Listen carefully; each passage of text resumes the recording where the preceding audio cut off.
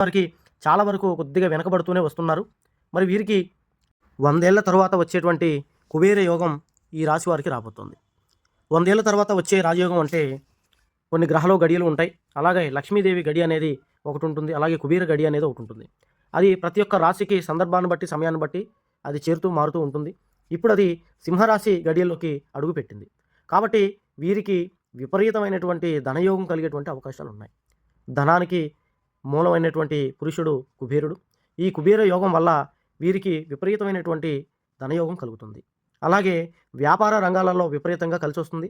సంపాదించే దాంట్లో ఒక అద్భుత దశలోకి వెళ్ళేటువంటి అవకాశం ఎక్కువగా ఉంది. చేసే ప్రతి పెట్టుబడికి రెండింతలు మూడింతలు లాభం వస్తుంది. గతంలో ఉద్యోగాలు లేక బాధపడేటువంటి వారికి, నిరుద్యోగులకు కూడా ఉద్యోగ అవకాశాలు బాగా వస్తాయి. అలాగే ఇతర దేశాలకు వెళ్ళాలనుకునేటువంటి సాఫ్ట్వేర్ ఉద్యోగులకి ఇతర దేశాల నుంచి మంచి ఆఫర్లు వస్తాయి. ఇక్కడే ఉండి జీతం పెరగడం కోసం ప్రయత్నం చేసే వాళ్ళకు కూడా జీతాలు